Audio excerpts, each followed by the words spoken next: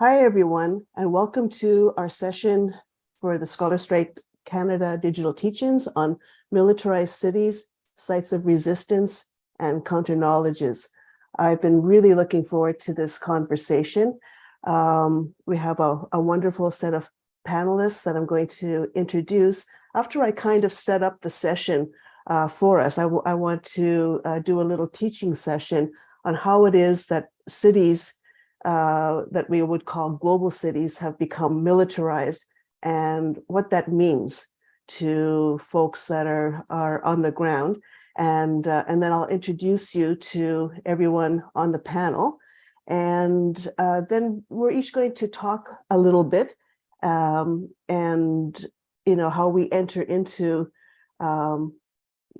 these social relations that organize militarized cities, and then we'll have a conversation. So I'm going to begin and talk about how I'm going to discuss a dimension to what's called financialization in relation to cities, and this dimension is often muted. So financialization tends to be, spoken about in very complex terms. And it refers to how the world's economy has come to be dominated by circuits of finance, including credit markets, debt economy, financial institutions of all kinds, including banks, credit unions, insurance companies, as well as a proliferation of unregulated financial markets involving credit default swaps and financial product securitization. And universities have created an enormous space to innovating the complex processes by which the world has come to be governed by a finance oligarchy. And universities produce innovations required to manage the financialized world and the next generation of finance technologists.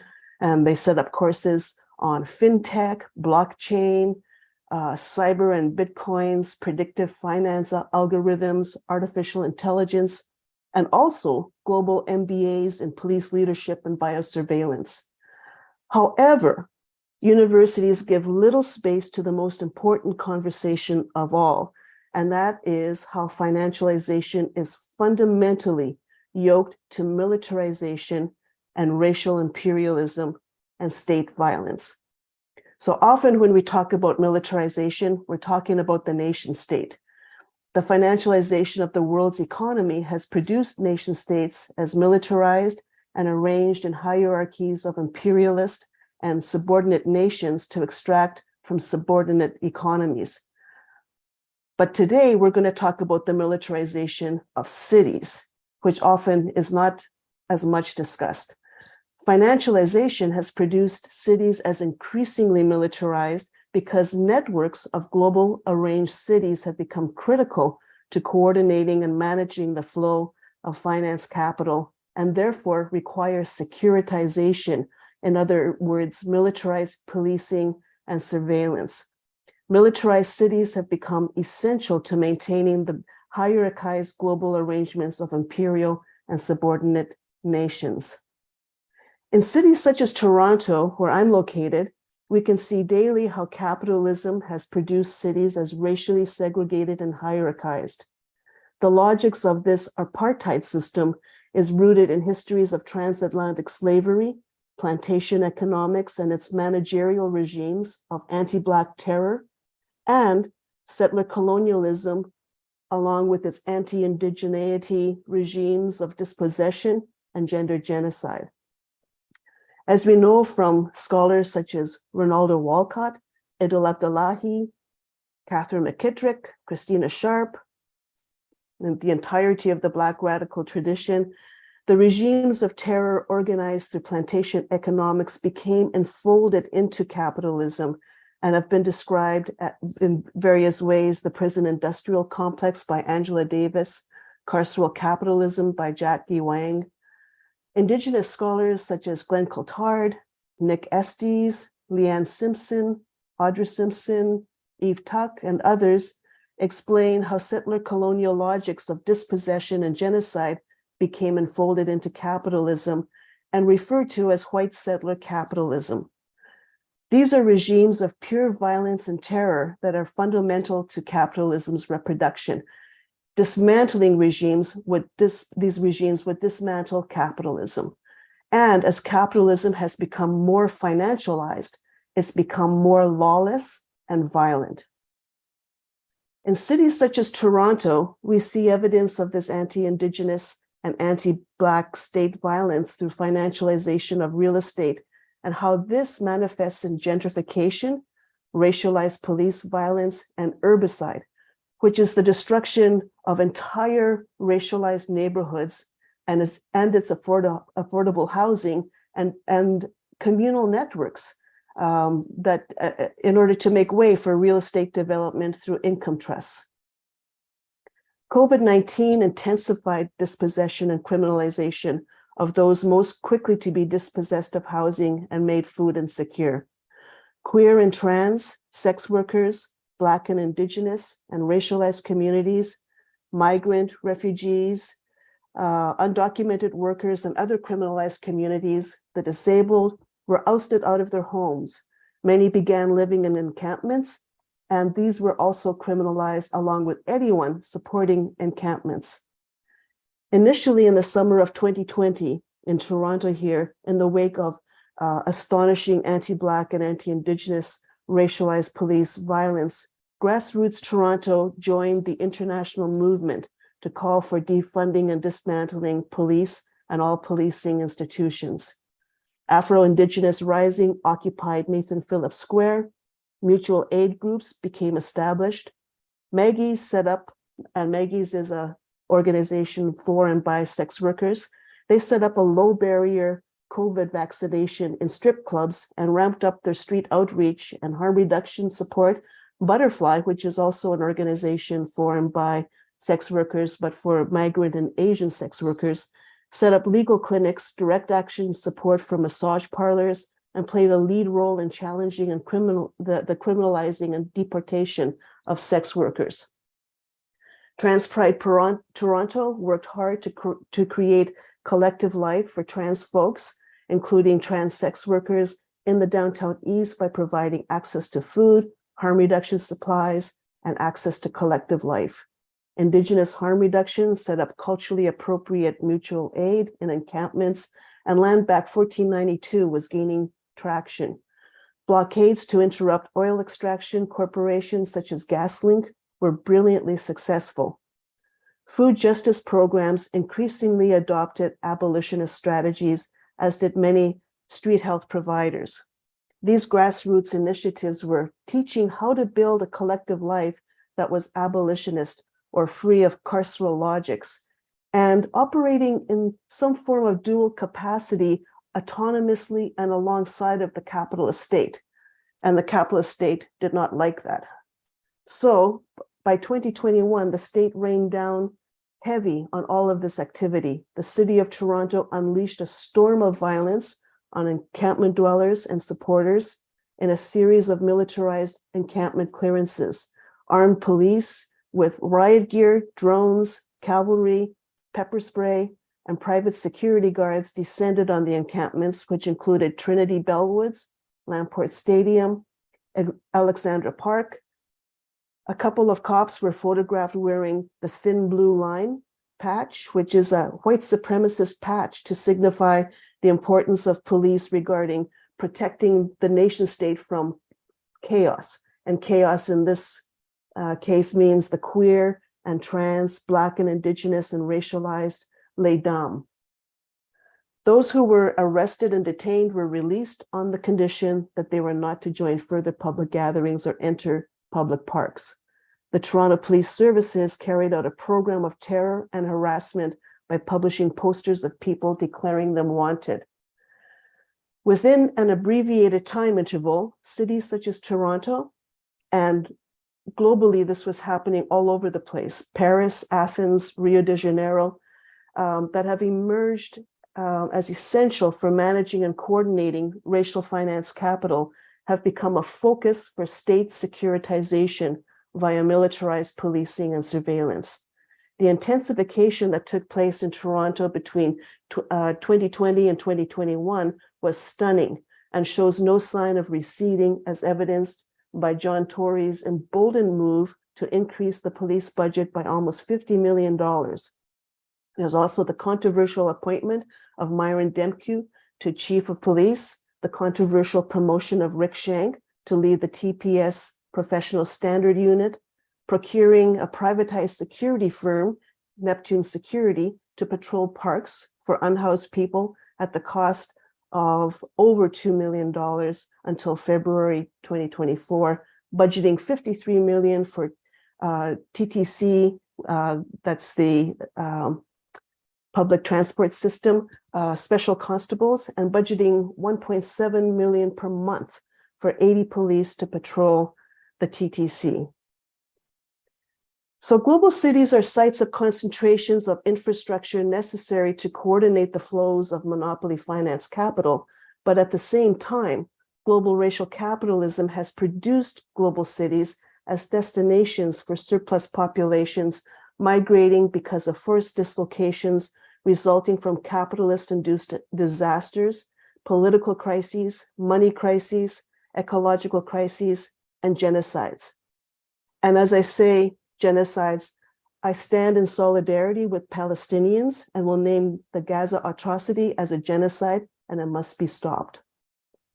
In addition to concentrations of infrastructure critical to finance capital, the emergence of Toronto as a militarized global city involved a few decades of neoliberal restructuring and austerity policies in the context of forced migrations to manifest fully as a segregated and hierarchized urban geography or a plantation city.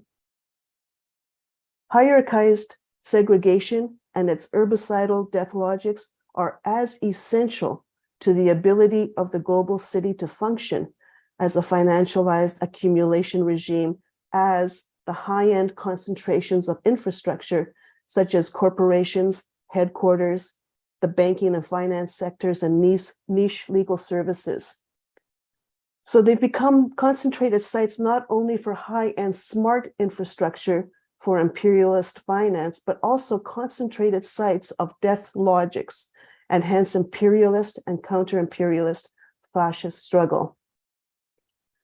The counter-imperialist urban struggle is organized around access to a livable life, relations of care, and self-determination. Pedagogies of collectivized life emerging from abolitionist communities are sources of hope and inspiration for creating a better world. These emerge from Indigenous land-backed communities, autonomous zones, and their constellations of co-resistance, to borrow from Leanne Simpson, from queer and trans Black communities and their collective life and modalities of self-determination through an ethic of care, from encampment communities and their mutual aid networks. And now in Toronto, we have the beginnings of the Toronto Homeless Union. And so we have today with us some brilliant panelists. I'm really looking forward. And we'll have everyone speak in the order that I introduce you. Al, who goes by they, them, is queer, mad, trans, and a former encampment resident. They were recently rehoused in TCHC, that's the Toronto Community Housing, after living in Allen Gardens for several months. And Al can further introduce themselves when they talk. We have Jennifer Jewell, who's a former encampment resident who can speak to issues of disability and access.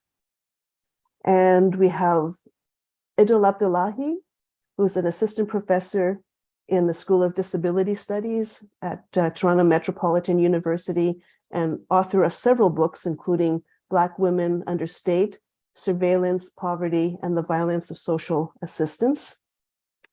And we also have Chris Taylor, who has served as an Indigenous culture-based educator for the last decade, focused primarily on addressing issues of violence against Indigenous women, girls, trans, and two-spirit people.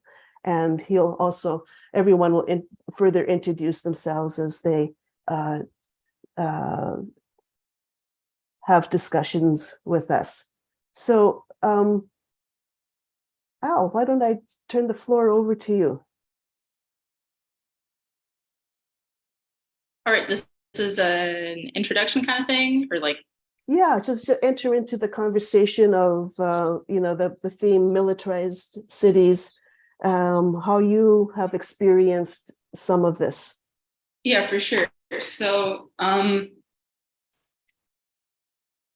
mean, I think it's important to kind of start with, given as this is a scholar strike, to start with how I ended up becoming homeless most recently, which was directly due to me being formed voluntarily incarcerated in a psychiatric facility by a U of T psychiatrist. Um, I was a part Wow. of academia. I graduated high school a year early. I got into U of T. My first year at U of T, I got, I think, straight A's. And then, um, you know, I'm mad, I'm neurodivergent, and that became such an obstacle for me that my grades just tanked and accessibility services were completely inaccessible and un, unhelpful and insufficient. So I ended up dropping out and, going into encampment support. And, I guess made the mistake of being honest with my U of T psychiatrist about my essentially chronic suicidal ideation. And she formed me, and the police came into my house and took me to CAMH, and I stayed there for 2 weeks. And so that's, like in terms of the scholar strike, I feel like it's important to note that it's not just that academia isn't doing enough. Like the academic structures that we have right now are actively a part of the problem and are actively also militarized and are, like these institutions that are touted as the best in the world are a lot of times the most inaccessible, the most, they're the best in the world because they're so exclusive. And that really just means they're the most ableist and the most impossible to get through if you're neurodivergent or any kind of, marginalized. So yeah, then, I got involved in encampment support. I ended up losing housing as a direct result of being formed. And yeah, I mean, since then, I haven't been honest with a psychiatrist since, because the psychiatric system is inherently carceral, and it inherently is really colonial in the sense that it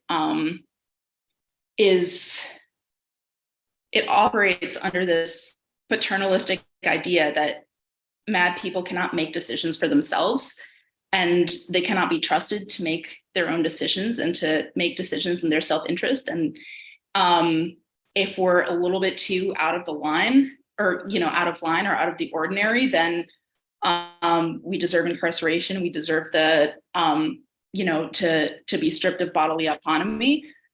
And it's been my community time and again that has helped me when I've had a crisis. And I felt more support in a tent in Allen Gardens than I did when I was at U of T, supposedly the best university in Canada. Because in encampments, it's constantly surveilled, it feels like you're in prison, essentially. Like there's literally guards patrolling all the time. There's cops coming through all the time. I've had cops, throw me into city trucks while I was trying to, defend one of my neighbor's tents. I've had cops look me directly in the eyes and tell me, I don't believe housing is a human right. That's the system that we're up against. And that's the system that, essentially, like, I don't know, once I got there, like, it just felt like I'd been left for dead. It just felt like I was, like I was not wanted by society, and they were kind of hoping I died. And especially with the housing process, like just the notion that you have to be housing ready, which is like the first thing I got when I was when I connected with Streets to Homes was, oh, are you housing ready? And I was like, I have a pulse. Yes. That was not the right answer. I needed my ID. I needed my, taxes. Most of the housed people I know have not completed their taxes, and it's just every hoop that I had to jump through. I almost got denied RG, like to be put on the RGI list because of a $20 e-transfer I received in June. $20. And the city took issue with it and was like, well, this must be supplemental income. Are you sure you need RGI housing? Which honestly, I feel like speaks to how the system really doesn't want any kind of, self-sufficiency or community outside of the system, which is, designed to be individualistic. Because how are you supposed to engage in mutual aid, or how are you supposed to, help one another out when you can't even receive $20 without, your meager $343 a month being taken, by OW because of that, like $20. I mean, it's just, I've never, it's just been made so clear to me that if I did not have community outside of these like militarized systems that actively want me dead, I would not be here. And it's without these communities, there would not be a space for me to exist.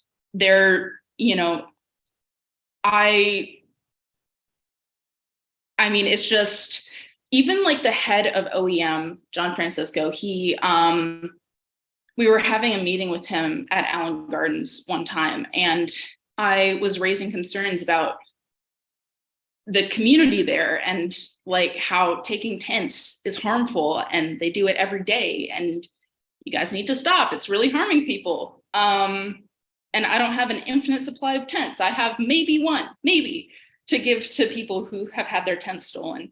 And John Francisco looked at me and was like, well, I really think you should focus on yourself and getting housing for yourself.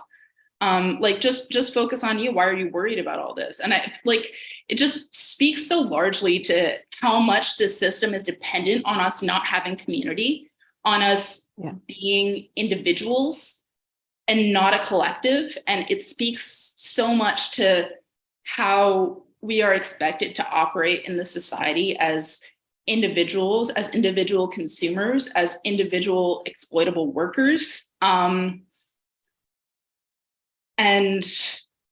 it's especially, with the police who essentially actively, I mean, think about how intensely encampments are targeted. And there's one part of it where the city hates visible poverty, absolutely hates it because it makes them look really bad, because clearly it's a symptom that the system is not working. But on the other hand, encampments are also places of community. And they've come down harder on encampments, in 21 than, panhandlers. There wasn't this kind of militarized response to, panhandlers or, people sleeping rough, like obviously they still get harassed to hell. Yeah. But there's just this, encampments are places of community, and that's a threat to the system. That's a threat to, the whole concept of capitalism kind of relies on us being dependent on it.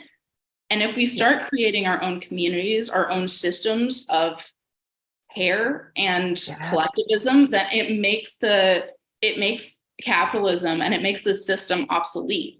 And that threatens everybody in power. And so much of, the enforcement and the violence that we face as encampment residents or as queer people or trans people or mad people is just based on the fact that our existence is dependent on being a part of a community, and community inherently is anti-capitalist. I'm so happy happy you are here to tell your story and to give that analysis. There's and the movement from carceral you to the carceral psychiatric system, and into a particular kind of, set of systems that are equally carceral. I wonder if you can explain to folks, because you use the term form, and people might not be familiar with that. What is that? What is form? Yeah, so that's just, and it varies from like country to country. Like the colloquial term for it, I think in the States it's like 5150, but essentially it's being involuntarily admitted to a psychiatric facility. So, a psychiatrist decides that, you're not capable of making decisions for yourself, you're not in your right mind. And so what you say does not matter anymore. The cops will come and take you. If you resist, you will get fucked up. If you challenge the psychiatrist in any way, you will end up staying longer. And it's just a very carceral system that is not at all. I mean, the irony of it is that if I was not so scared of being formed, I would have sought out help long before I reached that phase. Yeah. But I was so terrified of having my autonomy taken away from me. And I was so terrified of having to go through that and the trauma that I knew would come with that. And so I, wasn't able, like, it was an active impediment to me receiving any kind of help until I was at that crisis point and I was desperate enough to reach out. And, I essentially lost my entire life because I was honest with my U of T psychiatrist. That is horrible. And you've recently been housed? Yes. Yeah. Which is, it's weird how much it still feels weird. And it's still, I don't know, it's strange. I'm still getting acclimated and trying to figure out the emotions that come with it. But I mean, if I could just give one more instance of how much the system as it is does not give a fuck about whether we live or die. I was, while I was in my tent in Allen Gardens, I ended up being drugged and kidnapped and raped at somebody's apartment close by, during which my friends ended up showing up. I gave just enough information as to my whereabouts. The police were called. It took my friends 17 minutes on the phone with dispatch to even convince them to come. And then the police showed up. They knocked on the guy's door. The guy answered. They said, "Al's not here." And then the police were like, "Okay, our job is done." And then my friends were like, "No, go search that apartment." And they found me in some closet, no pants, no underwear, no shoes, one sock, not breathing. I've never voluntarily taken an opiate in my life. Narcan brought me back. They seized the guy's phone. It had an hour and a half footage of me and also footage of several other girls. And I ended up being admitted to the hospital. And they didn't arrest him. And they said it was on me to press charges. Which wow, is completely untrue. Like, the police 100% have the prerogative to press charges themselves. They just don't care, like, I'm some, homeless trans motherfucker. Like, it's just so cemented in my brain how much the police are not there to protect me. They're not there to protect me or anybody remotely like me. And, you know, besides them, and moreover are an active threat to, you know, my safety and the safety of my community, because they're there to protect the interests of the state, and my existence and the existence of community is inherently, you know, a threat to the state. Yeah. Yeah. And I'm so sorry about the experience that you had, and you know, whatever you have to do for safety here in this conversation, you know, please draw on that, and the support of all of us. Know that I have, you know, standing in solidarity with you. I'm so happy that you're here to relay this story, which is, you know, in a teaching context. Our teach-in is about teaching and learning against social abandonment, and its ties to policing, militarization, and your story actually just pulls the connections through so vividly, from the university as a carceral system to the medical complex as a carceral system, and to, you know, where we are all entered now. So thank you so much. I'm hoping that we can come back, as we'll have some further conversation. And I was wanting to turn the floor over to Jennifer Jewell. So nice to meet you. Hi, she, her.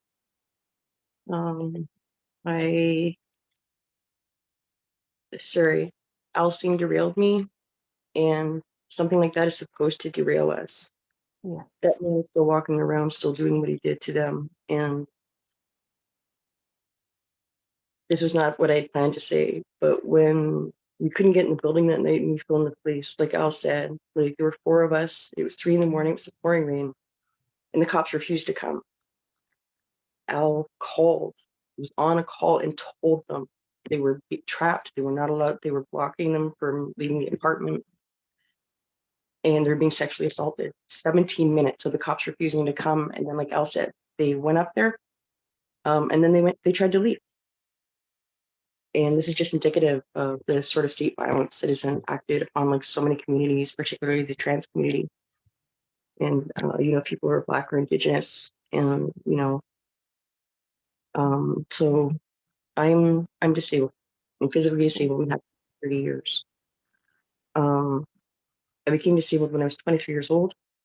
I was bedridden for a couple of years, housebound for 3, and for the years that I was bedridden and unable to do something as simple as feed myself, the provincial disability denied me. They said that they denied me. It was a battle I almost didn't survive, and I survived through that. I spent 30 years living in non-accessible housing that did not support me having a chair or even the space to use a walker inside. So for the most part, I just couldn't leave my apartment. And then I lost housing at the start of the pandemic, like a lot of other people, specifically because of the enforced and legislated poverty that many of us live in. While I was homeless, I lived in a park. This was in 2020, so the experiences and the things that the city are doing now, we did not have to experience in 2020, and I don't know how I would have survived that. Al and I are part of a small group that support people in a local park where the city of Toronto goes in Monday to Friday every single day. They've been doing it for well over a year to take into stray cats. They do it in the middle of winter. They've done it on the same night when unhoused people are frozen to death in other locations. They will take people's sleeping bags, their winter clothing, their medications. They will wait until people are hospitalized or trying to go to work or at meal programs. And it's every single day. And many of those people are disabled. When COVID happened, a lot of things were shut down, including community centers and libraries. And all of the pre-existing community supports, as well as the new ones that popped up, at the beginning and throughout the pandemic for unhoused people. The libraries and the community centers were wheelchair accessible. Almost none of the other ones were, because they don't have government funding. It's run by people who are doing unwaged labor. And when I was living in the park, I could not access any of the resources that were available to other people. And that, again, is a very intentional choice. When I was in the park, I thrived in the park because I had people that would go to the places I couldn't get to every day, who would bring me food from the meal programs, who, would take my laundry, who would go out to the store to buy our supplies. And like the kindness and love and support I found while living in the park is the only thing that sustained me to survive the 2 years I spent in the hotel shelter being denied accessibility accommodations every single day.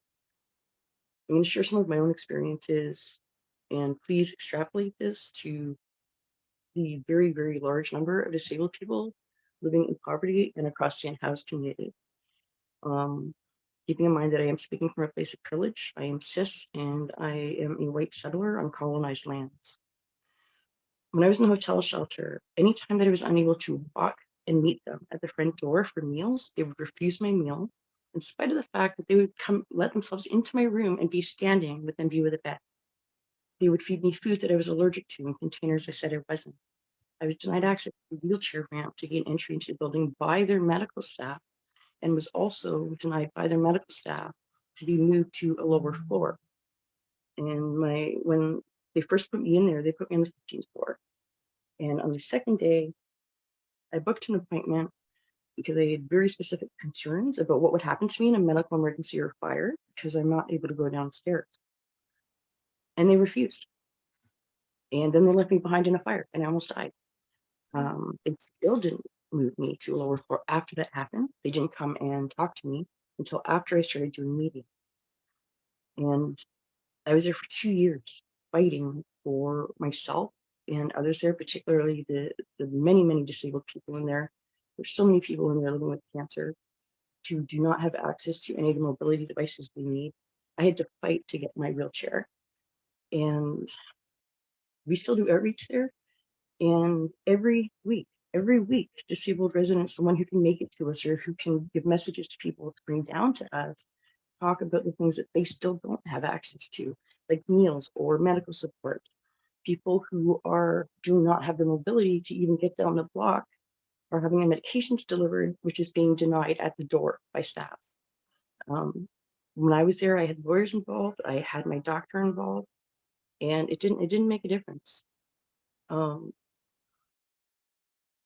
And all of these things are very intentional. Like Al says, we form our own communities. And I would not have survived. Like, it's a testament to the power of community that I'm still here surviving something I did not want to survive again, because I had housing for 30 years. I had not been homeless since I was a child. And I waited 20 years for accessible housing, and they placed me somewhere where everything is at standing height, where I just found out 12 months of being here, they do not have a fire safety plan for me, that they're not going to create a fire safety plan until they talk to an occupational therapist, because my being in a wheelchair and not being able to go downstairs is not enough. They deny access to my medical care, to my PSWs, if I'm not physically able to go down the stairs. And this holds for everyone in the building. In the building I live in, it's for gender oppressed people. It's an RGI, and so many people here are disabled and seniors. And the policies they have in place are so ableist. And I made arrangements to get around those policies before I even moved in, and I'm still fighting them. And what you were saying about the thin blue line badge at the cops were wearing at the evictions, and I was at the Lamport one. My friend came to visit me the other day and noticed that one of the security guards was wearing a thin blue badge line. We were allowed to do that in a building with a very high percentage of Black and Indigenous people. And everything, you're talking about financialization, all of the choices being made. So for this building, it's a WYCA building. It's RGI. Everyone who lives here is poor. I believe that everyone who lives here has lived experience being housed. There are families, there are people that are younger, there are people my age, and they made the decision that the buzzer system, to have a buzzer in your apartment, you have to have a phone. Many people here don't have a phone. The people contacting them who are still in house don't have a phone, so they can't call out in an emergency. They can't have people coming into the building, and they've made so many decisions here. I found out that when the city bought this building, it used to be TCHC, and they leased it to the Y and renovated the building extensively from the bottom up. They took rooms and had to put in brand new, like whole new kitchens and bathrooms from scratch. I think it's 13 stories, and I think 10 or 11 are lived on, and they made the decision to not build a single wheelchair accessible apartment, which is illegal. They broke both municipal and provincial laws. They received provincial and municipal funding, and this is the climate in which unhoused people who are disabled are trying to get housed. Many of the communities and the organizations that are for the most part doing good work, even when they put out things to the city or write letters to the city, or petitions for organizations to sign, they almost never mention disabled people. So even if the city were to adopt all of the things put forward in these things, like, we would still be left behind, we would still be homeless. And so when they left me behind in the fire, when I was getting housed, like, I just accepted that anywhere I move, I'm going to die the first time there's a fire. And that's something you just have to accept as a disabled person. And, and then I was told differently when I was here, and now I'm told I'm SOL. But it's like, the system is so difficult to navigate. And like Al said, like, you have to have your taxes done, you have to have your ID. And when you have the city coming in and displacing people every single day and taking their ID and, their paperwork and everything that you need to be housing ready, I quoted that, you don't have that stuff. And they know that. Yeah. And it's like, it's this ongoing battle that never stops. And it permeates like every aspect of our system. And in all of the battles being fought, like, disabled people are almost never mentioned. We're never consulted. And the government is spending so much money to keep people homeless and to break up communities because they know we're stronger together. Yes. And I had more to say, but I sort of went off book, so I'm going to stop. Oh, Jennifer, thank you so much for being here. I would so much rather be here with you and with Al and all the folks here. And than listening to a university lecture, which is about financial algorithms, that this disconnect does not make any sense, and it really has to stop. The social abandonment that the university is producing has to stop. I'd like to come back again after touching base with a couple of other speakers, and we can have a robust discussion. Thank you so, so much. I'm glad to be here. Idil. Thanks so much, Jamie, Al, and Jennifer. I'm taking in a lot of what Al and Jennifer have said thus far, and maybe just to add a few really brief thoughts thus far. I think hearing a lot of what Al said about how they ended up in this position really just brings into stark reality what the university space is, which is ultimately a small city, right? It's a small city in which everything that happens in a larger city, be it over policing, militarization, et cetera, happens on university campuses. And whether that is by sort of kinder or lighter forces of surveillance through things like, access to certain kinds of supports, in this case, a psychiatrist who ends up responding in ways that are quite damaging and dangerous. So for me, I think about how earlier this morning, I think there was discussions about the fact that in the very way that, universities are jobs and universities are just that, jobs. I think that we also shouldn't spectacularize the fact that what happens on campuses, again, just isn't very different. But I think I've said that. I think the other really important thing that is brought to light throughout both of the presentations and discussions so far, for me, is while both Al and Jennifer are struggling, in every one of those relationships of struggle is a person who is paid, or many people that are paid to respond to what happens to be their need, right? So whether it's the person who answered the phone call at dispatch with police the day that Al called to the police officer, et cetera, that is thousands and thousands of dollars to mismanage and not manage and overly control people while Al is being violated, while people are living outside and hungry and starving, et cetera. I think more importantly than that, while we talk about private security, again, what Al and Jennifer are referring to is like some of the city workers. And I think that we need to be really clear when we talk about who some of these workers are, and the renaming of things like community safety people that are walking around the encampments, who are functioning in some cases as a pseudo police, which I think is really important for us to name. And in fact, and more specifically, that those individuals often, but not always, are in fact trained social workers, right? Trained community, quote unquote, community workers who are actually going out into the community, working in an enforcement function. And I think that that's something that's very important for us to think about and name. And I think just, in the context of the institution that I work in, Toronto Metropolitan University, I think about how we are specifically implicated in our relationships to places like Allen Gardens, in our relationship to buying up what is the former Works building on Victoria Street, and what that means for people who are actively using drugs and are going to be potentially displaced in the years to come.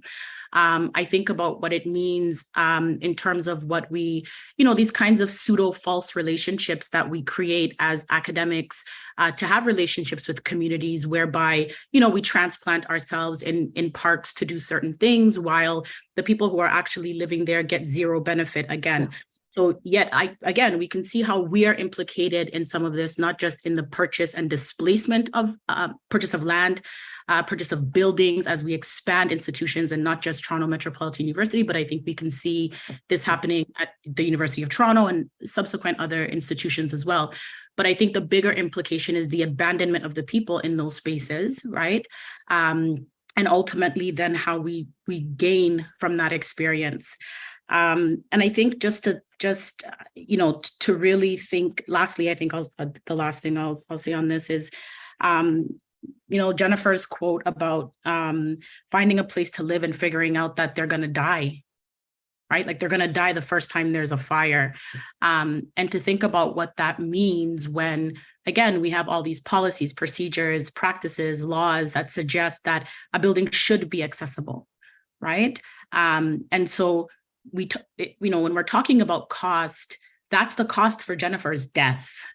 And I think I just want to echo that that's what I heard. The cost of me being housed is also the cost of me dying. So I'm going to go ahead and leave that there. Thank you. Thank you so much, Idil. Really appreciate all the discussion. So much gratitude to all of you. And I'd like to touch in with Chris Taylor.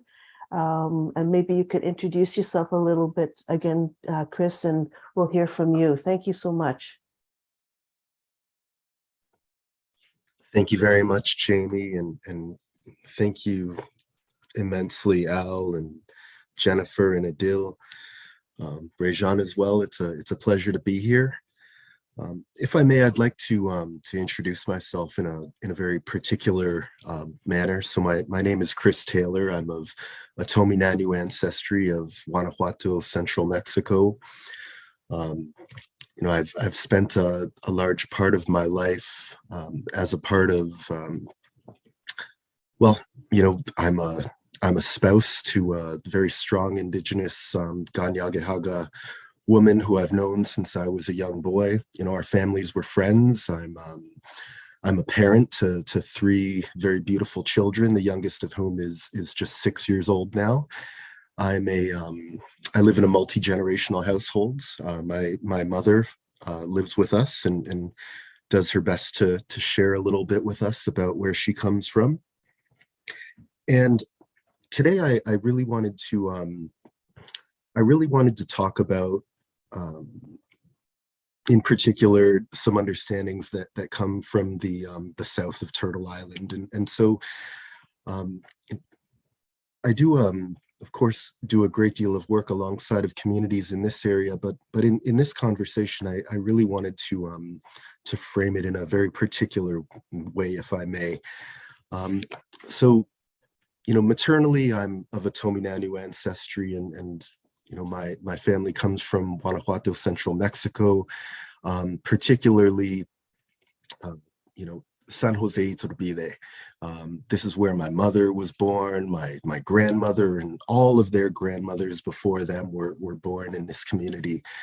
In 1953, though, due to violence and the loss of our family's agricultural lands, it became necessary for my grandmother to relocate with her 15 children to a mountain called Mazatepetl, or Cerro del Julio. And my grandmother's home, it's now been absorbed into an impoverished and densely populated yet very lively mountain community in the outskirts of Mexico City. But soon after the relocation to Mazatepetl, other displaced people came to this mountain, and with no help from the government whatsoever, any level, the people there, they built a future for themselves. My entire extended family lives in Mazatepetl to this very day. In 2010, while I was residing there, the community was occupied by the Mexican Federal Police, in particular a militarized police force. As far as your eyes could see, there were military police, and they were clearing the way for the development of a superhighway to connect a business district with a commercial district, with little regard for the residents who generations later would again be displaced. Now, during this same period, I observed the homes around me, the community. My family lives at the corner of Luis Cabrera and San Bernabe, right at the intersection. It was the homes, the women, the mothers, the grandmothers. They were organizing a collective resistance effort, and the Zapatista Army of National Liberation attended Mazatepetl to support their organizing. And I can say that in the current day, the homes of my family and all of those people, they remain on that mountain. And so I share that as an example of, this one and a great many others of, their demonstrations of the strength inherent to collective organizing and establishing networks of solidarity to maintain our dignity and our strength and our confidence in the face of social abandonment. And so if I may, I'd like to share an excerpt from the story of Dorito and neoliberalism. Suddenly, on one side of my hammock, I saw that a bit of tobacco had fallen and formed a small trail. I followed it to see where my tobacco was and to see who the hell had taken it and was spilling it. A few meters away, behind a rock, I found a beetle sitting at a small typewriter, reading some papers and smoking a diminutive pipe. I said, so that the beetle would notice my presence, but he paid me no heed. Then I said, listen, that tobacco is mine. The beetle took off his glasses, looked at me up and down, and told me quite irritatedly, please, Captain, I beg you not to interrupt me. Don't you realize that I am studying? I was a bit surprised and was going to give him a kick, but I calmed myself and sat down to one side to wait for him to finish studying.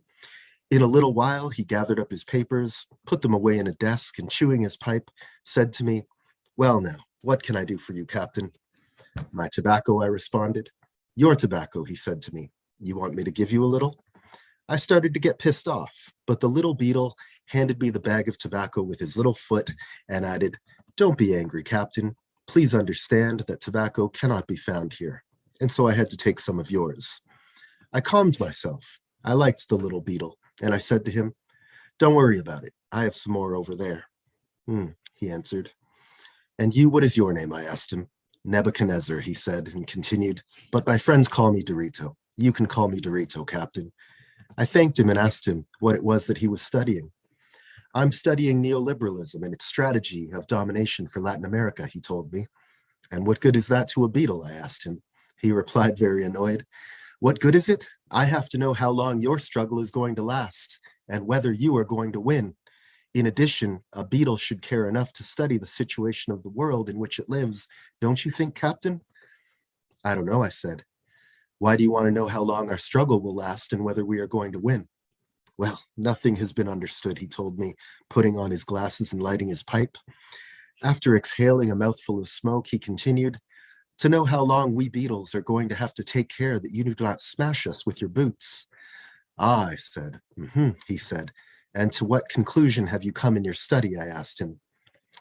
He took out the papers from his desk and began to leaf through them.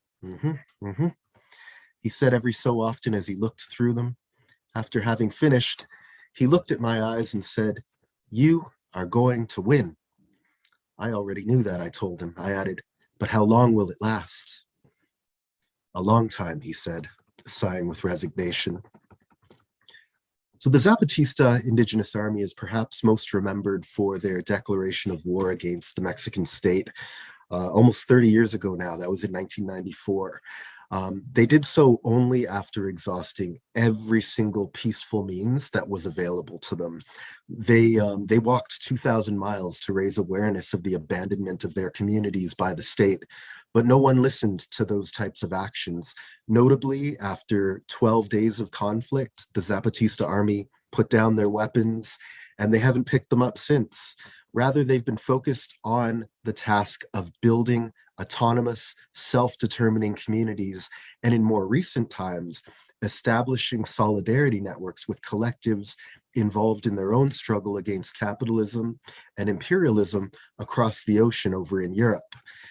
The brief story I shared conveys some very important understandings within Zapatista intuition, within Indigenous worldviews, among them that we must always take care to listen for those who do not have a voice, the most often overlooked members of our communities.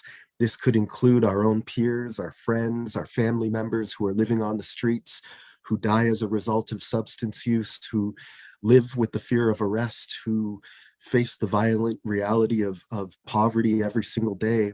And so the principles of the Zapatista world building, they're informed from their contemporary experience in autonomous community building. Zapatismo is understood as an intuition rather than being an ideology. It's one rooted in, again, traditional indigenous knowledge, but cultivated under the conditions of social abandonment. And so I'd like to outline some of those understandings within Zapatismo because I believe strongly that they may be able to contribute, some value to other world building projects elsewhere as well. The first is that we want to build a world in which many worlds can exist. And, this is to build a world where many ways of being, knowing, and doing can exist simultaneously. There's not just one way to live a good life, to live your life. Everything for everyone, nothing for ourselves, that we're focused on what is best for the entire community, rather than a focus on how me, my family, or my group of friends can benefit from a particular situation. To obey, not command. Leadership implements the will of the people, and that this reflects the need for leaders to obey the collective interest of the community rather than command them from a position of power and authority. To propose, not impose. That we approach every interaction from a place of humility. We utilize debate and self-reflection and decision-making processes. We propose a path forward. We do not impose our will upon others. That we represent and not supplant. Prior to the colonization of the Americas, for example, Indigenous nations were already autonomous. They were self-governing. This understanding reflects that the people themselves already know what is best for them, and they're in the best position to represent the needs and desires of their own communities. To convince, not to conquer, this acknowledges the importance of dialogue, of assembly, convincing others without the use of manipulation, persuasion tactics, coercion. This instead requires logical argument, self-reflection, and the consideration of many other viewpoints. To construct, not destroy. This speaks to our relationships with the land and all living beings. It is about ending cycles of exploitation and extraction. How much can we take and how quickly can we do it? And instead building in a way that we want, and doing so without destroying the worlds of others. To serve others, not serve oneself. And this is very much in alignment with the principle of everything for everyone, nothing for ourselves. It's that our interest is to serve the collective good rather than ourselves and our own individual interests. It is the notion of defining oneself in terms of I am because we are. And to work from below, not to seek to rise. So doing collective work, as my friends around me have all described, is work that benefits the community. And that work is noble. It involves a great deal of sacrifice as well. But we do not promote ourselves into positions of power and authority. Rather, we're raised up to do so based on the qualities and strengths that we demonstrate. That's leadership. Lastly, walking at the pace of the slowest. We consider the voices of those who are most easily left behind. Those could be our children, those could be our old ones, those could be the members of our community who live with exceptionalities. Before moving forward with a particular action, we take the time to listen to the perspectives of the oldest, the youngest, the most vulnerable in our communities, and ensure that there is understanding of why we need to make a decision around a particular matter. So these are just some of the understandings that guide Zapatista intuition, which they describe in terms of Zapatismo is not a new political ideology. It's not the recycling of old ideologies. Zapatismo is nothing. It does not exist. It only serves as a bridge to cross from one side to the other. So everyone fits within Zapatismo. Everyone who wants to cross from one side to the other. There are no universal recipes, lines, strategies, tactics, laws, rules, slogans. There is only a desire to build a better world. That is a new world. And so lastly, I'd like to leave us with a quote in this period of absolute uncertainty, because it is simply not possible for anyone to know what our future can hold. It is that hope is not the conviction that something will happen, but rather that something makes sense, whatever happens. Thank you.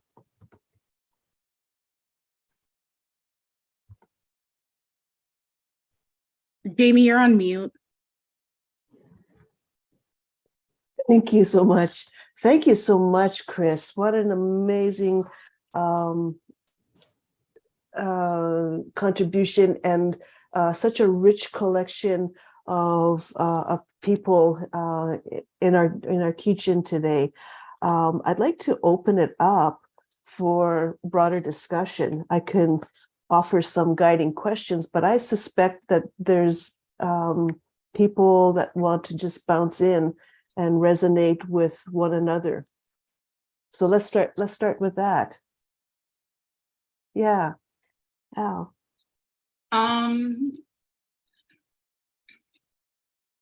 Yeah, so I just wanted to circle back to what Idil was saying on like how so many of these, positions of like enforcing the state are being paid or like rebranded as like community safety teams, for example, which we have been in shelter hotels for a while, but are relatively new to Allen Gardens, relatively new. They've been there the whole time I was there and are still there today.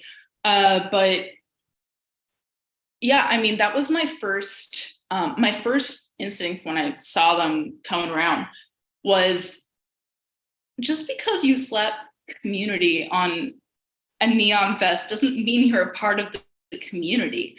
And it was especially frustrating because we have our own community safety team in the park. We keep us safe. And I was the one who was constantly jumping into the middle of fights, often physical fights, to de-escalate. And I was the one who was sitting there spending hours mediating. And I was the one who was, putting all of this labor. And I was the one who was up at 4 a.m., making sure somebody didn't get raped. And like, I was the one doing that. Why am I not being paid for being the community safety team? Especially when, I needed community safety. I got bear maced with a couple of friends at point blank range once. And the one thing the community safety team did was hand out water. And the one thing I was screaming for like 10 minutes when I got bear maced was water. I need water. Somebody get me water. And when I finally, when the blindness wore off and I could finally see again, there were at least 8 community safety team members and Logic security guards just standing there watching.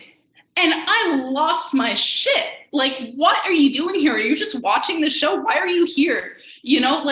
It was a bunch of other encampment residents who came to me and poured water in my eyes and who got me water.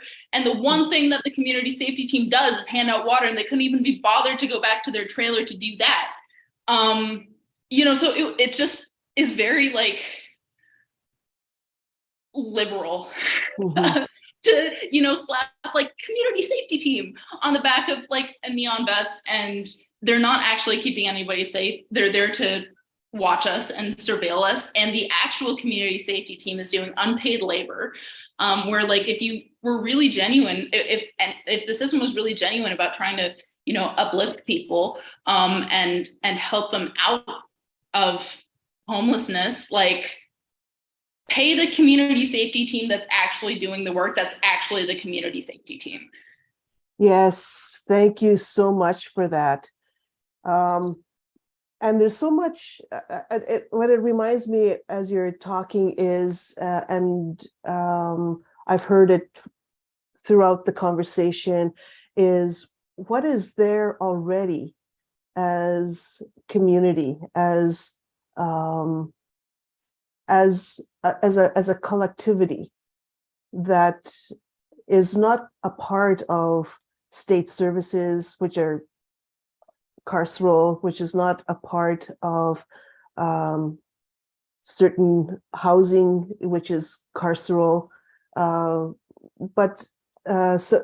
where that leads me is, in what ways do we need to begin to pull together these knowledges and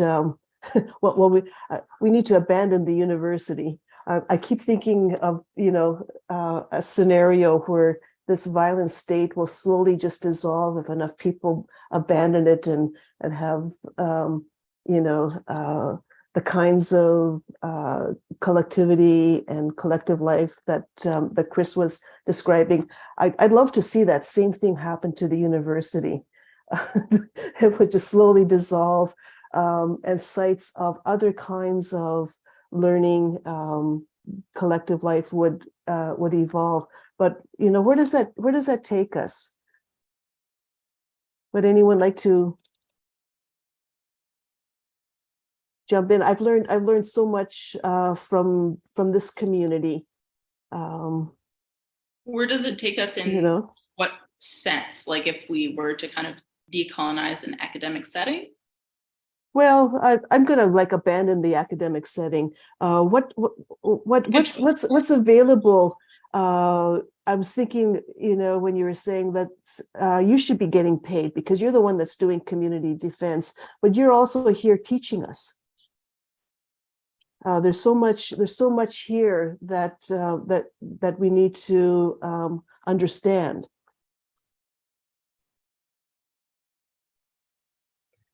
I know for me, as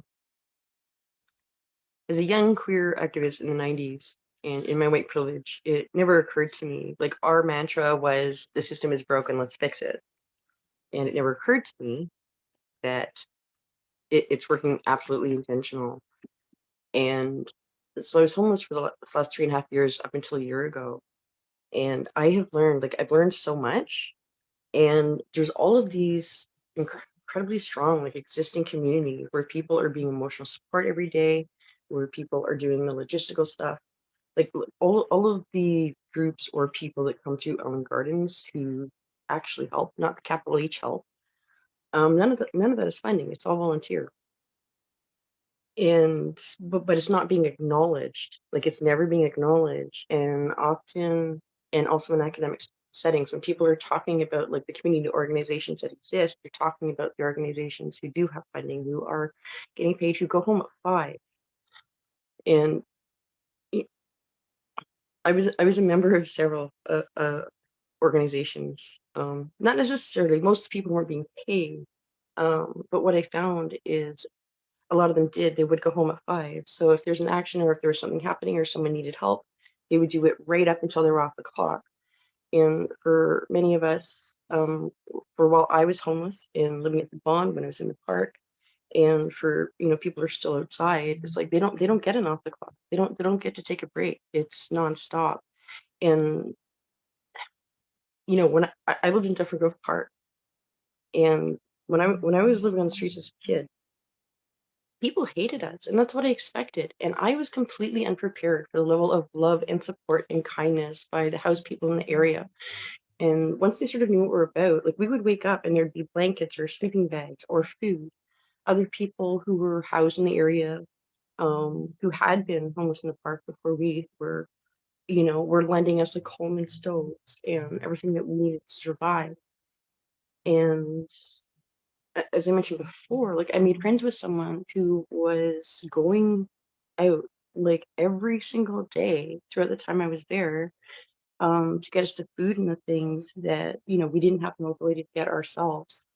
And a lot of our time, I don't think specific to our group, is fighting the city's narrative. Because the city wants to make this invisible. The city is about destroying communities and making sure that people do not have the emotional or physical resources to help themselves. And when I moved from the park into the Bond Shelter Hotel, I naively was expecting the same sort of community, and it was nothing like that. And it took me a while to figure out that because of the institutionalized violence, because of the racism and the ableism, because of the choices made by staff every single day to do harm, everyone was expending every last resource they have, both emotionally and physically, just to survive. So they couldn't support each other. And that did still happen. People did support each other. But it's exhausting. And so much of what people are doing in communities and the work they're doing, the city is actively putting out messages to make that invisible and to silence that and to say that that's not happening. It would be nice if other people who are getting paid could maybe take that on. Yes. Thank you. Thank you so much for that.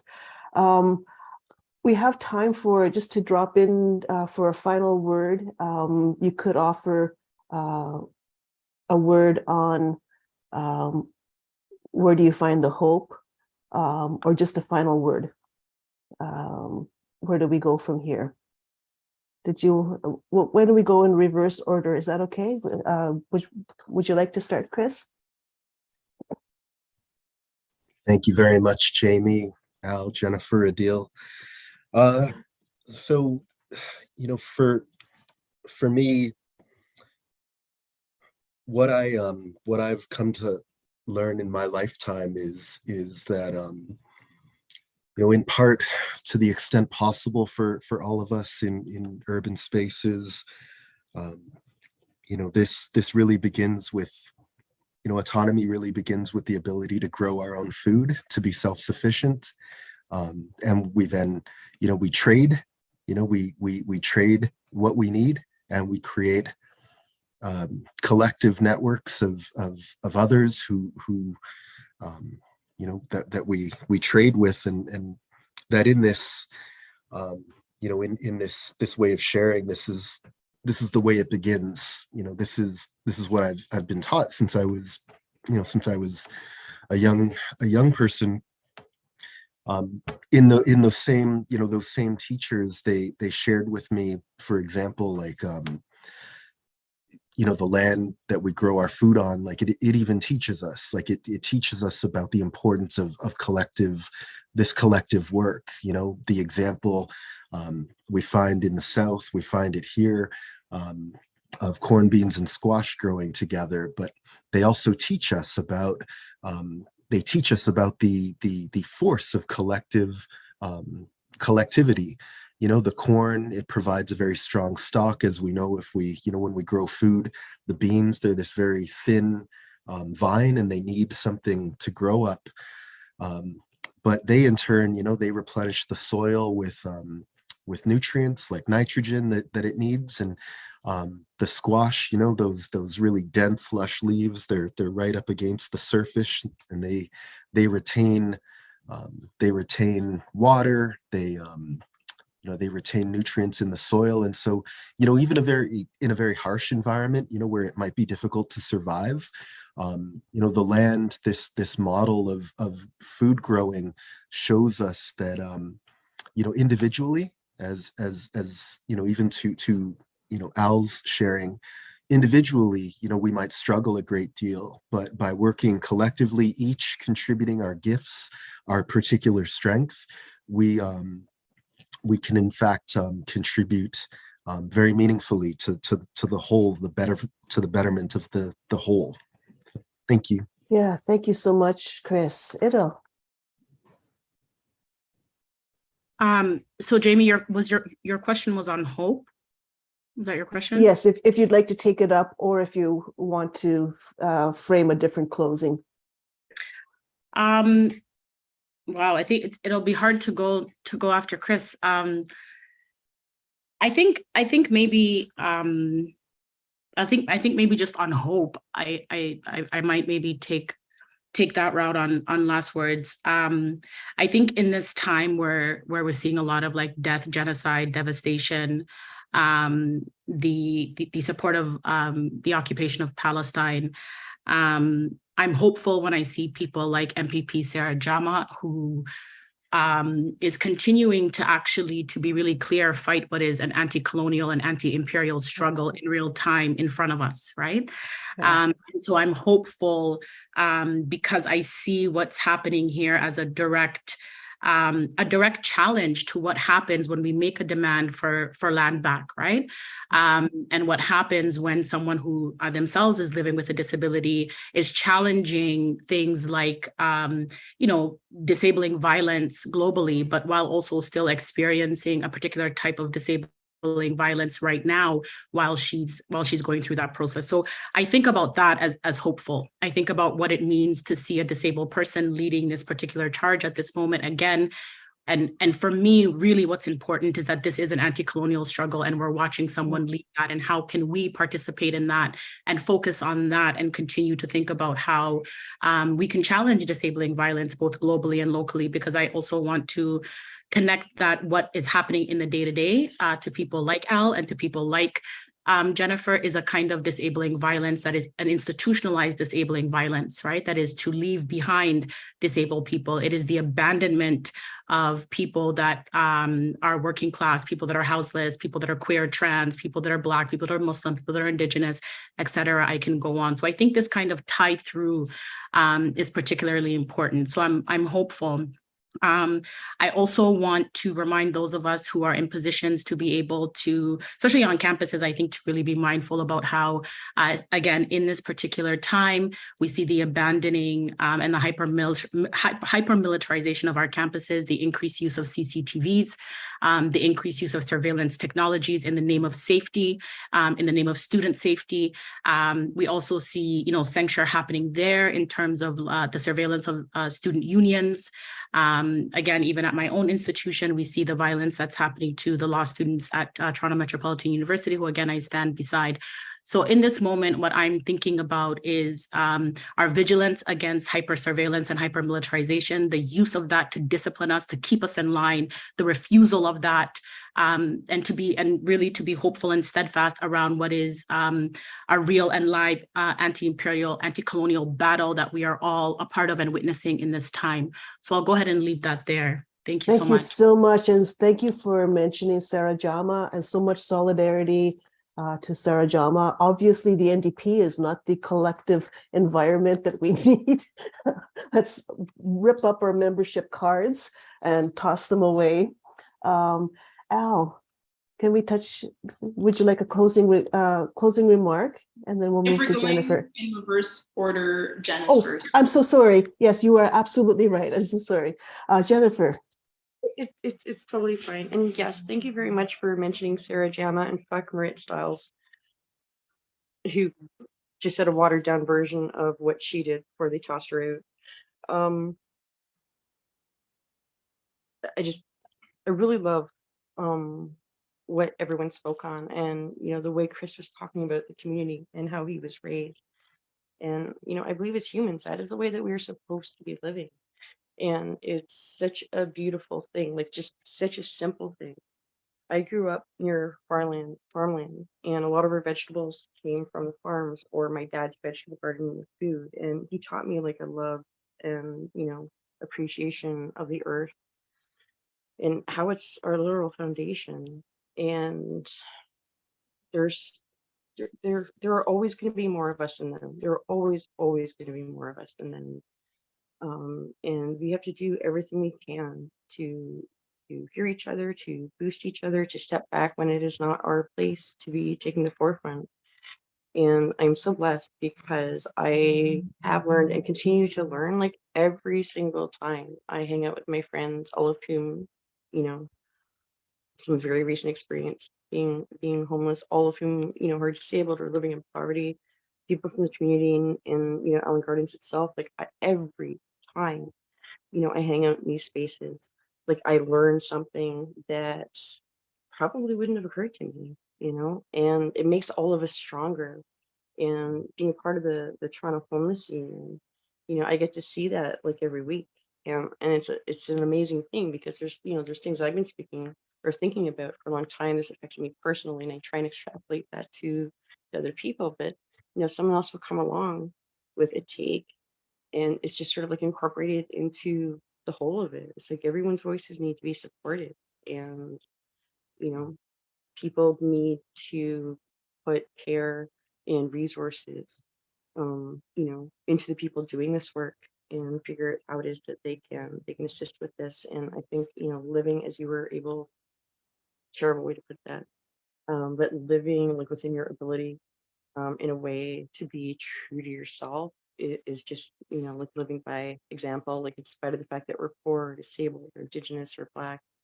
And yeah, I'm really grateful to have survived everything I did and to be in this discussion. Thank you. Thank you so much, Jennifer. And thank you for mentioning the Toronto Homeless Union. I'd like to amplify that that's an emergent organizing space. And on to Al. I'm probably a bad person to end this off because I'm not great with hope. I'm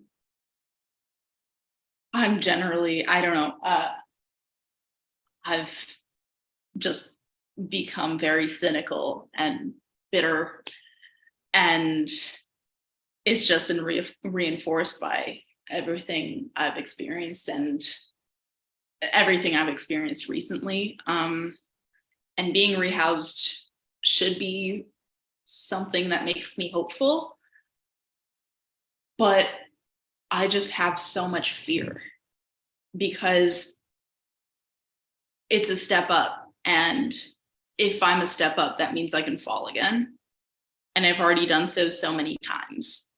But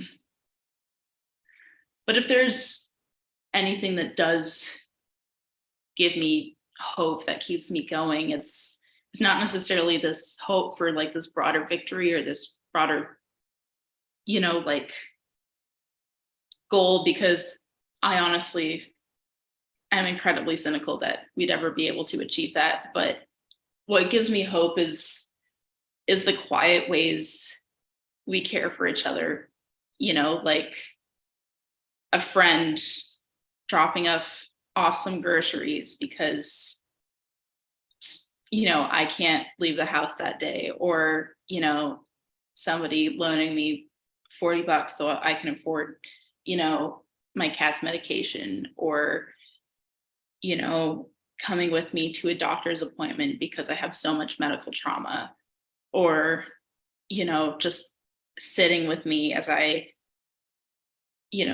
just absolutely spiral into true hopelessness and despair.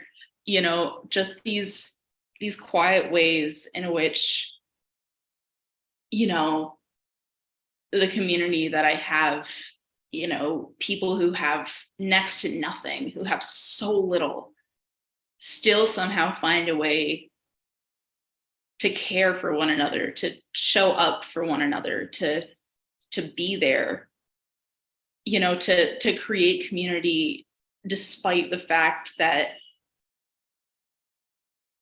every institution, everybody in powered broader society wants us dead and gone and disappeared and shoved into the cracks and into the gutters. We still take up space. We still are here, and we're still finding these small ways to take care of each other, to keep, like clutching, like these like fibers of community that the entire, everything in this world has tried to destroy. It's still there somehow. There's people who are still showing up. There's people, who have nothing, who will still find something to give to somebody else who has nothing, and if there's any hope at all in anything, I think it's in that, in the fact that somehow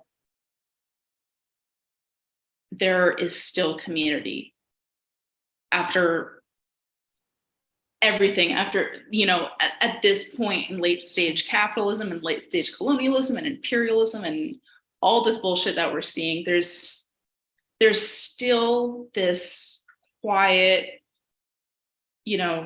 kind of humble way in which people who have nothing find something to give to one another.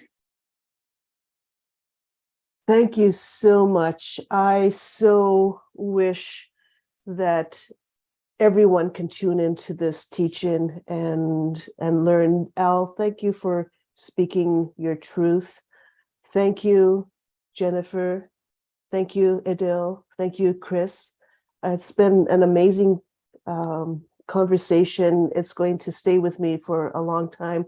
Rejan, thank you so much for all of the technical wizardry that you managed to tap into to put this together. And I'd also like to thank the people organizing Scholar Strike Canada for creating this space. I'd like to thank the founders of Scholar Strike Canada, Beverly Bain, Min-Suk Lee, and all of the people that have come subsequently to create this kind of a space of learning.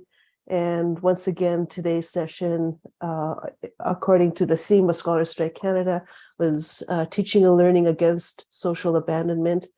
I thank you very much, everyone, and I hope to see some of you in person, all of you in person. There's a couple of people I haven't met in person yet. I'd love to meet you. So take care for now, and I'll close the session. Bye-bye.